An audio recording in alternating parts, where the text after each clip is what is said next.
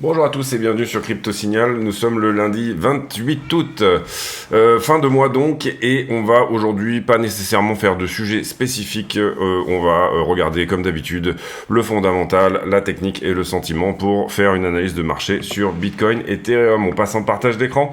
J'en profite pour vous dire de mettre un like si le contenu vous plaît et ne pas hésiter à venir nous rejoindre sur le Discord. Je fais des vidéos privées tous les jours sur le Discord, donc n'hésitez pas à nous rejoindre dessus. Maintenant, daily, rien de neuf, sincèrement, on est toujours un petit peu sur le point de contrôle de ce range potentiel qu'on voit ici à peu près en gros entre 26.8 et 25.3/25.8, avec, si cela est une déviation, peut-être une petite déviation vers le bas, en tout cas le prix qui offre peu de déviation, peu de volatilité, donc ça appelle nécessairement à un mouvement peut-être violent dans le futur, mais pour l'instant en tout cas on s'ennuie un petit peu. Sur la 4 heures, rien de spécifique non plus, peut-être ici une petite structure de retournement vers le bas, donc attention à ça, perdre les 25.8 pourrait éventuellement nous emmener vers les deux poches de liquidité qui sont ici. On va aller voir comment se fonde le sentiment sur cette descente, puisque c'est ça qui m'intéresse beaucoup. On voit le triangle d'indécision précédent qu'on avait mis là ici, et qui finalement on en est sorti par le côté, puisqu'on était en week-end, donc pas grand chose à dire de ce côté-là. Donc une nouvelle accumulation qui pourrait se mettre par ici, encore que sincèrement, mais en tout cas cette accumulation là est perdue. Si jamais on devait chercher un point pivot entre cette accumulation et la prochaine, pour l'instant on manque un petit peu d'informations. Est-ce qu'on retourne au 25.3 ou alors est-ce que ici le point pivot c'était justement celui-là, c'est-à-dire que le support va se trouver au 25.8. Pour le moment on manque d'informations encore une fois en 4 heures. Ça donc on peut l'enlever puisque c'est perdu, et en fait la nouvelle distribution du moment, en tout cas celle qu'on pourrait éventuellement voir, c'est plutôt quelque chose comme ceci. Le bas de cette distribution on le voit est comme cela, peut-être éventuellement même un élargissement, pourquoi pas si on descend vers le bas. Encore une fois, ça dépendra de la liquidité. Est-ce qu'on a été vraiment shorté sur cette descente ou pas? Et spoiler alerte, oui, un petit peu. On a été un petit peu shorté hier soir et ce matin. Voilà pour la partie technique, on va même pas aller sur les petites time frames, on le fera peut-être en fin de vidéo pour essayer de voir s'il y a des petites structures. Ethereum BTC qui corrige pas mal sur ce mouvement, c'est-à-dire que Ethereum a marqué hier face à BTC plus de corrections, donc ça c'est intéressant. On va dire que les mèches de rachat systématiques sur Ethereum contre BTC pour le moment elles sont plutôt par là, j'ai envie de dire que là il y a une forme de support par ici, vous voyez que c'est systématiquement racheté, on a vraiment que des mèches en 4 heures en tout cas, donc on va le noter comme un support 4 heures. Et sur Ethereum directement, on voit qu'effectivement Ethereum est passé pour le coup lui sous sa structure. On a une accu qui est très jolie ici qu'on pourrait noter comme ceci, qui pour l'instant semble tenir, et puis on a une distri qui est à plat. Donc peut-être, si jamais Ethereum veut bien se réveiller à un moment donné, la formation d'un triangle ascendant, c'est-à-dire un support oblique, une résistance horizontale, 5 vagues, et ensuite on en sort par le haut, target bien évidemment, retour ici en haut, l'amplitude de la figure totale reportée au point de cassure, ça nous donnerait à peu près, spoiler alerte aussi, à peu près les 1830. Maintenant pour le moment c'est un peu tôt pour parler de tout ça, on a peut-être tout simplement ici quelque chose qui va se former comme un M-top à nouveau, une redescente. Si jamais en tout cas le support oblique est perdu, on aura ici une information qu'on n'est plus du tout dans cette figure. Mais ce qu'on peut voir ici nécessairement, vraiment c'est cette résistance ici, ce support oblique ici pour le moment à ce stade, une 1, 2, 3, une 4 et potentiellement une 5. Un peu tôt pour parler d'une cassure, en général, là on est à la moitié du triangle, vous voyez en général on pète plutôt vers les 70%, même si la donnée temporelle ici n'est pas nécessairement une donnée en soi. Ethereum qui semble pas du tout sexy à ce stade, je vous le mets dans le 1000. En fait, si on dézoome un petit peu, Ethereum est peut-être en train de nous donner quelque chose de très joli. Il faut voir si ça tient en l'accumulation plus long terme, là, celle-ci qui dure depuis 1 an maintenant.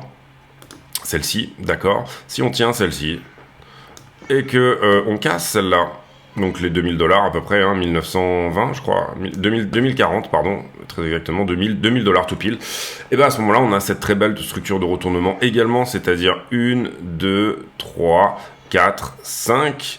Ensuite, éventuellement, on reteste en bas ou alors on casse sur la 5 pour un triangle ascendant également. Et là, pour le coup, je me souviens plus de la target, mais je pense qu'on est autour des 3000 $. On va voir si ça se met en place. En tout cas, pour ça, il faut déjà commencer par tenir ce support oblique. Celui qui veut jouer cette figure-là, théoriquement, on ne joue pas une figure chartiste tant qu'elle n'a pas cassé, donc il faudra attendre la cassure, bien évidemment. Mais celui qui veut jouer éventuellement cette figure-là peut éventuellement se dire que oui, Ethereum pourrait potentiellement retourner à 2000 $ à ce stade, donc éventuellement rentrer ici un swing trading pour un retour à minima aux 2000 $, prendre son TP max ici et laisser un éventuel runner qu'il pourra éventuellement recharger un peu plus fort pour aller dans la zone. Effectivement, ça correspond à pas mal de choses, 3000 $, ça correspond à une zone de vente ici qui correspond aux 0,618, les 0,618 sont ici, de toute la descente qui est là. Donc là, ici, on aurait retracé 61,8% de la descente précédente et le 0,786 qui est ici en haut. Donc pourquoi pas est-ce que c'est ici une opportunité très intéressante sur Ethereum, ou est-ce qu'on est au début d'un double top qui est celui-ci et qui pour le coup va nous donner une baisse plus importante, c'est-à-dire pour le coup peut-être donner par exemple ce genre de W avec un retour aux 1000 $ pour Ethereum. Je pense que la structure Ethereum BTC peut nous donner des tricks là-dessus. Maintenant, la stablecoin dominance, vous savez que j'adore, eh bien, regardez un petit peu où on est la stablecoin dominance. Alors, pour le moment, on n'a pas vraiment d'informations non plus sur ce qui est en train de se former là, ici, en haut de ce mât. Vous voyez qu'ici, on a délivré très fort, c'est ce qu'on avait dit. Attention, si on casse ce support-là, on ira nécessairement au 12% sur la stablecoin dominance, et c'est ce qu'il s'est passé. Petite structure ici, on va voir ici si ça descend en élargissement ou ce qu'il se passe dans la zone. Mais pour le moment, c'est aussi un petit peu tôt pour en parler, à la fois sur le daily, mais même le 4 heures, le 2 heures, vous voyez que c'est plutôt des structures de retournement qui semblent vouloir aller vers le haut, hein, entre guillemets, avec une sorte d'épaule tête-épaule. Maintenant, ici, on a cette grosse déviation qui enlève un petit... C'est plutôt, en fait, un gros range avec une forme de déviation en haut, en bas. Les ranges, pour moi, assez souvent, sont des figures de continuation. Ici, la question, c'est est-ce qu'on en rentre par le haut, comme on voit là, ou est-ce qu'on en rentre par le bas? C'est un petit peu la question sur ce type de range. C'est un petit peu la même chose sur le range actuel d'Ethereum. Est-ce qu'on considère que la continuation, elle se fait par une entrée par le haut? Donc ça voudrait dire continuation par le bas. Ou est-ce qu'on doit considérer ici que ça se fait par une entrée par le bas et donc continuation vers le haut? C'est un petit peu la question du moment qui, malheureusement, n'apporte pas réponse puisque moi, je préfère quand c'est propre. Et là, en l'occurrence, c'est pas du tout propre. Bref, hier j'ai fait toute une vidéo spécifique au Discord sur les institutionnels sont-ils en train de revenir ou pas sur BTC. Donc pour ceux qui ne l'ont pas vu, n'hésitez pas à aller voir sur le Discord cette vidéo qui explique tous les, toutes les métriques qui peuvent éventuellement vous aider à comprendre si les institutionnels rentrent ou pas en ce moment sur Bitcoin. Total 3, et ben on est sur une montée larvée, c'est vraiment mou, donc voilà, pas d'explosion pour le moment, à peu près rien qui se passe, donc le Total 3, je le rappelle, c'est toutes les altcoins sauf Bitcoin, Ethereum. Personnellement, je ne considère plus Ethereum comme une altcoin, je considère que c'est vraiment quelque chose de mainstream maintenant, et donc du coup, j'aurais pas tendance à considérer Ethereum contre BTC comme un indicateur d'une altcoin season ou pas. J'aurais plutôt ici tendance à aller voir ça, et j'aurais plutôt éventuellement tendance à aller voir la Bitcoin dominance tout simplement. La Bitcoin dominance, qu'est-ce qu'elle nous dit en ce moment? On va se mettre en daily. Elle nous dit qu'elle a cassé ce très vieux range là dans lequel on était depuis quasiment 2021, 2 ans. Elle a fait ici cette excursion en dehors du range jusqu'au 52% de dominance, et en ce moment elle est en train de retester le haut du range précédent. Donc si on perd cette accumulation et qu'on la casse vers le bas, à ce moment-là c'est une alt season. Si on tient l'accumulation, à ce moment-là on va vers les 60% de dominance sur BTC, et pour le coup je pense que les alts risquent de souffrir. Néanmoins, celui qui ne rentre pas ici sur, je sais pas, un Atom à 7 $, un Solana qui a un petit peu corrigé, je pense pas qu'il soit dans des prix hyper intéressants non plus, mais en tout cas sur les grosses caps, les trucs un peu intéressants sur lesquels vous pensez que vos bags ne sont pas suffisamment fourni, celui qui rentre pas maintenant, sincèrement, il vaut mieux qu'il s'essaye à d'autres choses. Ça veut pas dire qu'il faut rentrer tout son cash, ça veut dire que c'est des points d'achat qui peuvent être éventuellement intéressants si vous avez encore une forme de deuxième chance éventuellement de rentrer sur ces assets intéressants. Personnellement, j'ai rechargé dernièrement, j'ai repris un peu de Tron, j'ai repris un petit peu de Loopring aussi, j'ai repris un petit peu de Solana, et j'ai pris des trucs un peu plus exotiques, genre Sei, voilà, des trucs un peu plus nouveaux. Coinflux, je crois que j'ai repris, enfin voilà, mais dans des proportions bien évidemment gardées tranquillement, sans s'énerver sur le bouton buy. Toujours pas grand chose ici, hein. Sincèrement je pense qu'en news aujourd'hui on n'aura pas grand chose, donc on peut assez rapidement passer là-dessus. Ici j'ai lu cet article, il n'y avait pas grand chose non plus. OnlyFans qui a investi apparemment dans Ethereum, une partie de sa trésorerie, ça c'est intéressant. Derrière les échanges sud-coréens qui sont obligés d'avoir 2,3 millions en réserve. Friendtech qui visiblement a un petit peu tanké après son lancement, un lancement qui était relativement réussi. Personnellement c'est pour ça que je sentais un peu le truc, j'avais pas nécessairement appuyé sur ce truc là. Maintenant il est possible que les choses se construisent dorénavant après cette petite hype. Ça on en avait déjà parlé, hein, Modi qui dit qu'il faut un framework, un cadre de travail qui soit focusé sur une approche unifiée et globale sur la crypto. Intéressant parce que pour moi, j'ai déjà parlé de ce sujet-là, mais pour moi l'Inde est nécessairement une puissance montante et peut-être potentiellement même la première puissance mondiale dans pas si longtemps. Parce qu'ils ont une très belle démographie et ils ont une très belle roadmap et ils commencent à avoir une armée, ils commencent à avoir de l'influence dans pas mal de régions, etc. Et via les BRICS également, ils sont, on va dire, politiquement protégés d'une certaine manière de ce qu'ils pourraient faire pour éventuellement aller vers d'autres horizons que le dollar. Maintenant, c'est intéressant parce que l'Inde était totalement anti-crypto et en fait, surtout par la secrétaire au Trésor qui était vraiment totalement anti-crypto. Et là, on voit que Modi est un petit peu en train de changer d'avis. Sincèrement, depuis la réunion des BRICS qui s'est terminée il y a pas longtemps, là, qui était en Afrique du Sud, on voit notamment aussi Poutine pousser un petit peu vers la crypto. Bon, on voit que la Chine avait lancé une adoption crypto plus ou moins via sa plateforme à Hong Kong. Donc du côté des BRICS, on se tourne assez fortement vers la crypto également. Donc ça, c'est intéressant. Les futurs qui sont très légèrement au-dessus pour terminer la dernière semaine d'un mois d'août qui aura été chaotique. Et puis, calendrier économique de la semaine, on en a déjà parlé. Qu'est-ce qu'on a aujourd'hui? Pas grand-chose. On aura les job openings. Ça peut être intéressant de regarder, mais ça va pas secouer le marché plus que ça. Le rapport ADP demain. La révision du PIB américain pour jeudi, on aura le PCI et surtout le Core PCI Index qu'il faudra suivre de près. Et bien évidemment, le taux de chômage aux États-Unis, très important qu'il soit à la montée. On veut un marché du travail qui se détende. Si vous voulez, on va regarder les consensus. Vu qu'on n'a pas eu beaucoup de news aujourd'hui, je pense qu'on peut prendre le temps de faire tout ça. Sur notamment le PCI, on les avait déjà regardés, mais en ce qui concerne le marché de l'emploi, le forecast le consensus est à 3,5. Donc ça voudrait dire que le marché de l'emploi reste à plat et toujours aussi tendu par rapport à avant. En tout cas, c'est ce que le marché est en train de mettre dans les prix. On pourrait avoir une bonne surprise, par exemple remonter au 3,8, remonter au 4%. Je pense que le rapport ADP va ici nous donner, donc 2 jours avant, nous donner un petit peu des infos justement là-dessus. En l'occurrence, j'ai pas les forecasts là-dessus. Je crois qu'il n'y a pas de forecast sur le rapport ADP, il me semble. Je voudrais pas vous dire une bêtise, mais je crois qu'il n'y en a pas. Si. Un consensus à 195 000. Qu'est-ce que ça veut dire? Ça veut dire que le précédent était à 324.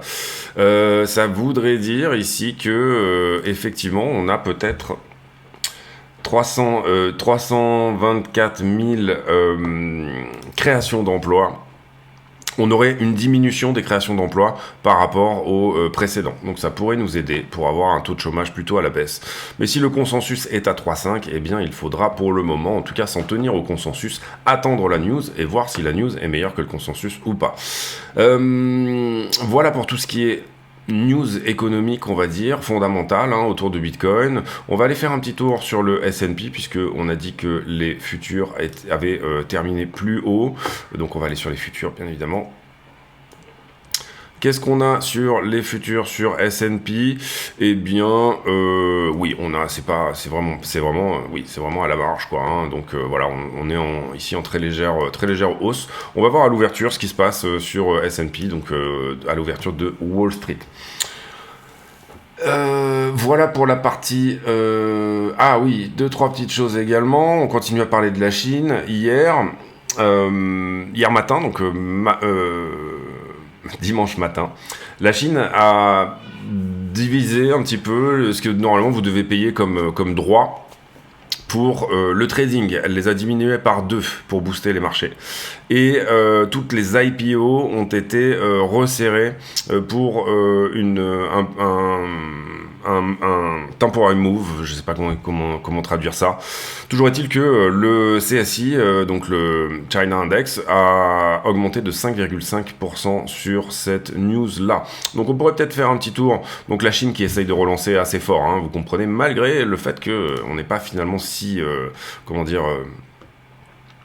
on n'est pas si mal du côté de la Chine, j'ai envie de dire. Tout le monde dit la Chine c'est la merde, etc. Enfin c'est un enfer, ça ne se passe pas bien, Evergrande, etc. Donc on a énormément de FUD. Personnellement, moi je vois une très jolie structure de retournement ici. Je suis relativement investi sur la Chine, donc sincèrement j'ai peut-être un biais là-dessus, mais en tout cas pour moi si on arrive à casser ça et avoir une vraie relance en Chine, la Chine est actuellement en train d'imprimer et donc ça peut être un très bon edge sur vos portefeuilles par rapport à l'action américaine ou des choses comme ça. On voit ici eh bien qu'on a été plutôt à la baisse en revanche depuis l'ouverture sur le Shanghai Composite Index et ce qu'on regardait tout à l'heure c'était quoi? Voilà le CSI 300 qui pour le coup lui a marqué une belle hausse. Et le CSI 300 pour le coup pour moi c'est pas nécessairement bearish, sauf si vraiment on perd les supports qui sont par ici, quoi. Mais bon, voilà, à voir ce qui se dirige du côté de la Chine. On va aller voir le China Focus. China Focus qui est un ETF avec toutes les actions en Chine cotées à l'étranger. On voit cette très jolie correction ici. On est à peu près mid-range en gros, donc pas forcément le bon endroit pour rentrer. Peut-être à attendre le bas de range, ou en tout cas si ici on tient la mid-range, un petit peu comme on l'avait fait par ici pour revenir en haut de range, pourquoi pas. Mais vous comprenez que ici depuis le plus bas qu'on avait trouvé, et c'était pour le coup en novembre 2022, la Chine avait récupéré 38% à la hausse. Et finalement ici on a rediminué, on est revenu vers les 15%. Donc soit des points d'achat intéressants, en tout cas faites-vous votre propre idée. Gros FUD en ce moment autour de la Chine, donc action un petit peu dangereuse, bien évidemment, sur fond de régulation américaine qui pourrait essayer de vous détourner les yeux de ces investissements qui sont plutôt intéressants à faire en Chine. Comprenez bien ici que c'est typiquement le moment où prendre de l'action par exemple sur de l'immobilier chinois est peut-être une bonne idée, tout simplement parce que personne n'en veut. Et tout simplement parce qu'il y a quand même de la valeur là-dessous. Il faudrait ici aller faire ses propres recherches, etc. Je suis pas rentré, moi, je suis plutôt rentré sur de la tech chinoise, mais c'est peut-être quelque chose à regarder de près, si jamais vous gérez aussi des PEA, des choses comme ça. Et ben on va faire la liquidité maintenant, j'ai eu un petit peu de mal, mais voilà, je vous en profite pour vous dire une nouvelle fois de mettre un like, éventuellement venir nous rejoindre sur le Discord, et vous abonner, activer la cloche de notification si jamais ça n'est pas déjà fait. C'était une journée à 40 millions de liquidation, c'est-à-dire pas grand-chose, une journée à peu près normale. Ethereum qui a liquidé 11 millions, 2 fois plus que BTC qui a lui-même liquidé 5 millions, donc on a moins de la moitié sur Bitcoin et Ethereum, sous-entendu, voilà, on a quelques altcoins qui ont fait mieux sur ce mouvement. Le carnet d'ordre, eh ben, on est descendu ici un petit peu vers le bas, on a touché quelques ordres à l'achat. Pour le moment, on n'a pas grand-chose, on a même des ordres qui sont ravisés ici, donc on n'a pas grand-chose à l'achat avant les 25,5. Pas grand-chose à la vente avant les 26,4. C'est vraiment mou en ce moment, assez peu de volume et de choses comme ça. Les marchés en levier, et là on est sur Bitcoin, c'était plutôt propre par rapport aux barres qu'on s'était donné hier, à savoir qu'on a d'abord pris les barres qui étaient en haut, on avait fait la vidéo par ici. On a d'abord pris les barres qui étaient en haut, et puis ensuite on est venu chercher les barres qui étaient en bas. On a fait la vidéo à peu près par là. Qu'est-ce qui s'est passé depuis? Eh bien, j'ai une augmentation de l'open interest avec une augmentation du funding. Donc, on a eu du long qui est rentré, même si le prix était haussier. Ici, sur la descente, je liquide plutôt du long. Donc, c'est normal que le funding descende. Mais après, j'ai une augmentation du funding tout en ayant une diminution. J'ai une diminution du funding tout en ayant une augmentation de l'open interest. Donc là, on a un point de short qui pourrait être intéressant. Vu que celui-ci a été pris, je me permets de le décaler. Derrière, on avait du long qui était rentré sur cette montée là, mais il a été nettoyé derrière. Ensuite on a effectivement du long qui est rentré sur tout ça, mais il a été nettoyé également, et derrière j'ai une légère augmentation du prix ici qui avec augmentation du funding et augmentation de l'open interest et augmentation du funding, donc on peut décaler je pense ce point à peu près par ici. Et derrière, augmentation du prix, toujours avec funding qui descend. Donc on peut enlever ce point-là.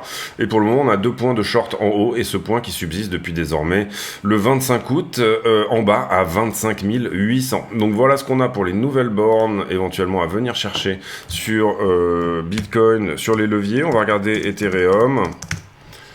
Hop. Alors, Ether, eh ben, ça a bien méché fort dessous, vous le voyez, sous le 2 pixels, on avait mis un 2 pixels ici, vous voyez, un gros niveau à venir prendre au 1630, et en l'occurrence, on a fait un joli mouvement de liquidité pour aller chercher tout ça. Donc on a d'abord pris ce qui se trouvait en haut, et ensuite on est venu traverser ce qui se trouvait en bas, on avait fait la vidéo par ici, ici je suis légèrement shorté, bon bah ça explique aussi le mouvement suivant, là je suis pas mal longué sur toute la montée, très légèrement shorté ici au top, on pourrait éventuellement mettre un point par ici, c'est très léger, on va le mettre en trétillé d'ailleurs parce que c'est pas vraiment important. Et derrière le prix diminue, et là pour le coup le funding diminue, donc c'est plutôt normal, on sort du long, mais j'ai un open interest qui est, je dirais, à l'augmentation, malgré 2 forts épisodes de liquidation, un sur chaque drop qui est là, dans lesquels on ferme du short, donc c'est normal que le funding derrière vienne fermer également. J'ai quand même le sentiment qu'on peut dire que effectivement il y a eu ici quand même du monde, donc on peut le remettre en normal. Est-ce qu'on a du monde qui longue en bas? C'est très léger, mais on en a un tout petit peu. Est-ce que c'est pile sur le bas? Non, c'est juste avant, donc pour moi il est liquidé. Donc pour moi, voilà, on a plus grand chose en long sur Ethereum, en tout cas de frais, désormais, et ça c'est plutôt propre aussi. Et on n'a pas énormément de monde non plus en short, je vous le donne dans le mille, on est à 2,60 en open interest, on va dézoomer pour avoir une proportion un petit peu de ce que ça donne, 2,60 milliards en open interest sur Ether.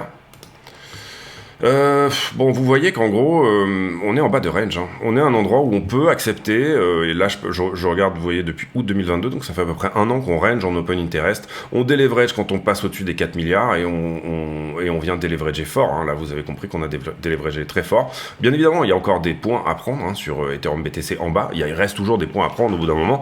Maintenant, la question, c'est combien de ces gens-là ont pris profit sur la montée, et combien sont en train de flipper là, et potentiellement en train de prendre profit, etc.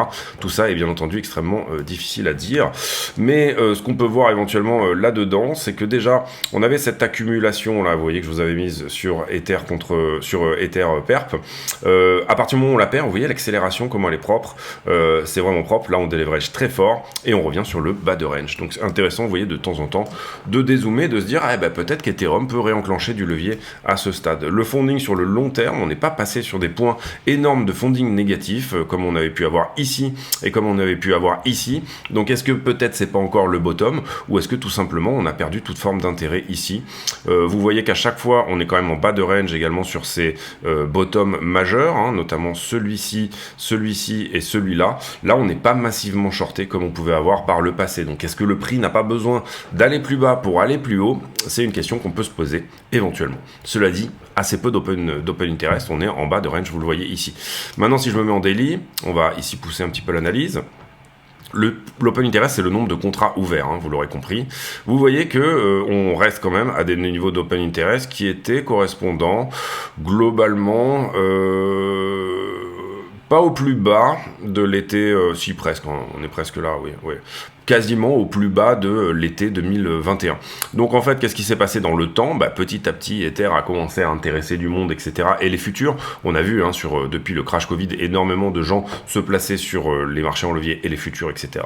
Un open interest qui monte et qui finalement reste quand même en haut du plateau ici, ne passe jamais complètement vers le bas, on ne déleverage pas totalement, donc on a une forme d'acceptation du fait que effectivement ce vecteur, à savoir les futurs sur Ethereum, est intéressant. Je vous ai fait l'analyse sur Ethereum, mais on aurait pu faire vraiment la même sur Bitcoin. Si vous voulez, on va la faire d'ailleurs rapidement, juste en dézoomant un petit peu, comme on a le temps là. 23 minutes, excusez-moi, j'ai beaucoup parlé en fait. C'est pas grave, on va se dépêcher un petit peu. Et bien sur Bitcoin, si on regarde un petit peu la même chose, hop, on va y arriver. Hop. Comme ça, on est en daily, très bien. Et on a à peu près la même chose, sauf que pour le coup, on n'est pas en bas de range. Sur Bitcoin, ce que je trouve intéressant, c'est qu'on a potentiellement également une trend ici, comme ceci. Pour le coup, là où Ether en est là, Bitcoin a encore de l'open interest. Et vous voyez que le range, globalement, on peut peut-être même sur l'open interest le décaler un petit peu comme ceci. Voilà, le prendre directement en haut. On a déleveragé quand on était arrivé en haut. On en avait parlé, que c'était des niveaux d'open interest où il se pourrait qu'on déleverage. On en avait même parlé avant, je me rappelle, puisque effectivement, on avait placé plutôt le niveau par ici. Et en l'occurrence, on a déleveragé. Est-ce qu'on a déleveragé suffisamment? Est-ce qu'on se retourne vers le bas de range? Est-ce qu'on va aller à 3,6 milliards d'open interest sur Bitcoin? Et là, actuellement, on est à 5,40. On est venu faire un tour autour des 7 ou 8. c'est quelque chose qu'on va voir. Même chose qu'Ethereum, on n'est pas sur des niveaux de funding qui sont incroyablement bas, vous le voyez comme c'était sur le bottom ici, et comme ça a pu l'être également, alors là c'est pas non plus, on va agrandir un petit peu l'histoire, c'est pas non plus flagrant ici, mais on avait un funding négatif, on a eu du funding négatif effectivement, il est effectivement descendu relativement bas, en tout cas si on considère le bottom qui était là, il était effectivement relativement bas, maintenant ça s'est fait très rapidement, vous voyez que c'est cette petite mèche qui a donné un funding négatif, et c'était plutôt de la liquidation de long d'ailleurs, que réellement tout simplement du short. Les poches de liquidité. Alors, est-ce qu'on est longué ou shorté depuis le week-end? Qu'est-ce qu'il s'est passé pendant le week-end et qu'est-ce qu'il se passe depuis? Déjà, on voit que le delta est en faveur des shorters, c'est-à-dire que le fait qu'on soit venu chercher ces quelques positions vers le bas, vous comprenez qu'est-ce qu'on a fait ce week-end? Hier, dans la journée, on est remonté, on a pris un petit peu de liquidité ici en haut, et puis là, depuis, on fait ce canal descendant qui est en train effectivement de venir chercher un petit peu du long. Est-ce qu'on se dirige vers la vraie poche de liquidité? Parce que là, il n'y a rien, hein, je vous le dis tout de suite, on n'est pas du tout en train de faire le mouvement de liquidité, si ça en est un. Autant sur Ether, il a été fait, autant sur Bitcoin. Pour le moment, on va dire, ça a été protégé, hein, cette histoire, cette petite poche qui est là. Et ben si on descend, c'est 25,6 à minima, en tout cas si on regarde que les 5 derniers jours. Et spoiler également, ça peut aller plus bas, bien évidemment. Mais ça a l'air d'être protégé. On va voir ce que ça dit. Oh, gros short ici sur Ether, ça c'est intéressant. Est-ce qu'il a été pris? Ouais, il a été sorti tout de suite, ouais. Enfin, s'il était en x100, on va dire qu'il a été sorti tout de suite, c'est ce qui explique le rebond. Et pour le coup, vous avez un gros long qui s'est potentiellement ouvert ici, et je pense qu'il n'a pas été sorti pour le coup, non. Ici, vous voyez, quand la ligne est toujours là, ça veut dire qu'il n'a pas été sorti. Et ici, vous voyez, quand la ligne est toujours là. Donc, très, très inspiré, là, ce petit long de 57 millions en levier x100, très inspiré. Toujours pareil, également, sur Ethereum, on a un petit peu la même chose, c'est-à-dire un delta en faveur des shorters dorénavant. Donc, juste avec ce tout petit mouvement de prix, vous voyez qu'on a complètement retourné le cumulatif delta.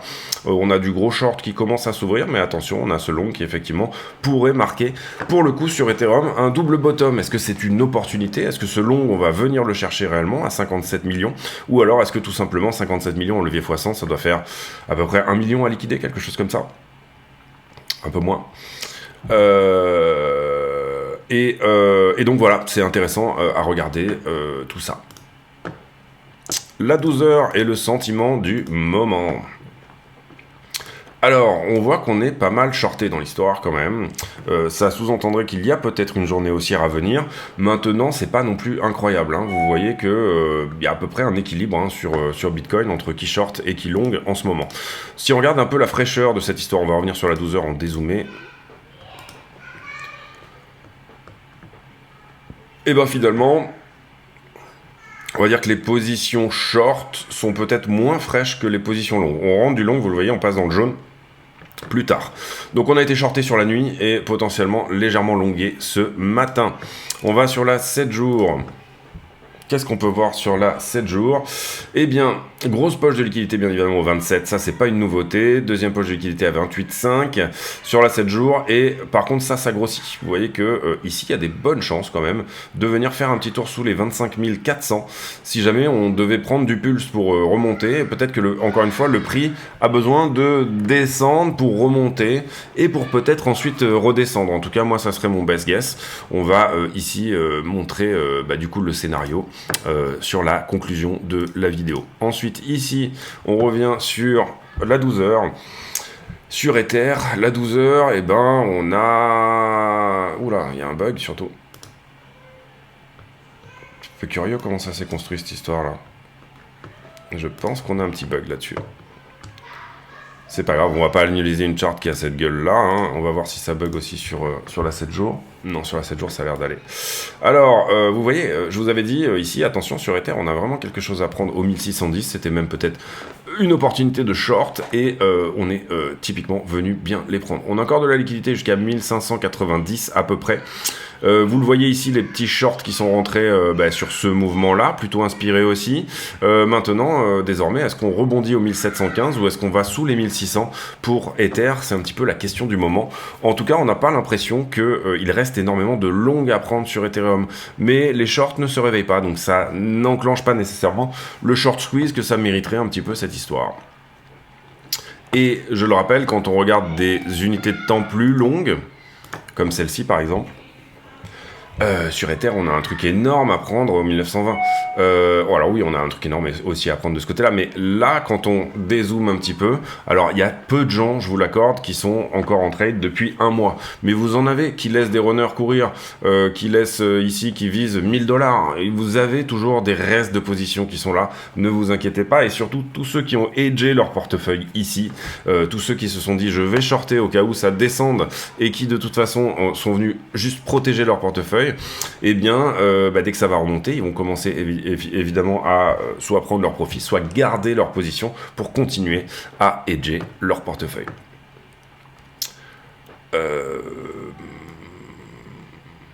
Voilà, on va aller faire la conclusion. Alors, la conclusion de cette vidéo, on va terminer sur de la petite time frame. On se met sur le contrat Bybit et on va aller en 15 minutes.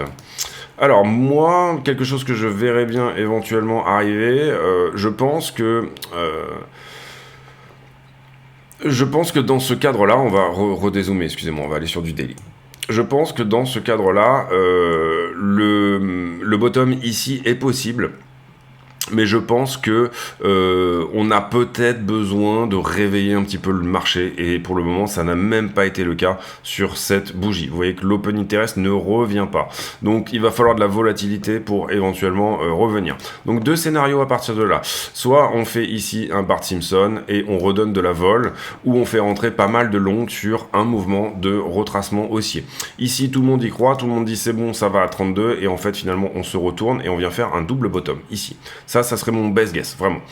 Éventuellement enfoncer ce bottom là, et ça serait vraiment mon best guess, parce que ça serait un scénario qui fait un petit peu souffrir tout le monde, et je pense que ça serait relativement intéressant. Donc si vous êtes long sur ce mouvement là, ou si vous avez l'intention de rentrer long si on passe dans ces box ici, personnellement je conseillerais un TP max quand même sur la zone des 28,5, et potentiellement même directement un TP partiel assez important autour des 27,2, quelque chose qui vraiment edge votre position totalement. De toute façon, imaginez que vous rentrez ici, par exemple, sur, on va dire 25,3, à partir de 4%, si vous êtes en levier 50, par exemple, vous pouvez sortir la moitié de votre position, et du coup, votre position est gratuite. Donc là, même en haut de range, on va dire. Alors ce range, il n'a pas une amplitude vraiment géniale pour faire ce genre de truc, encore que... Si vraiment on en prend la borne haute et la borne basse, ouais, ça pourrait même rentrer sur des niveaux presque actuels, enfin 25,8 plutôt, et se hedger totalement à la sortie de range si jamais on revient rechercher la liquidité qui est au-dessus de ce point-là. Un peu dangereux, mais pourquoi pas. Et du coup, là-dessus, bien évidemment, donc on va dire... admettons que vous mettiez 2% de votre portefeuille sur cette position, ce que je trouve beaucoup, mais pourquoi pas.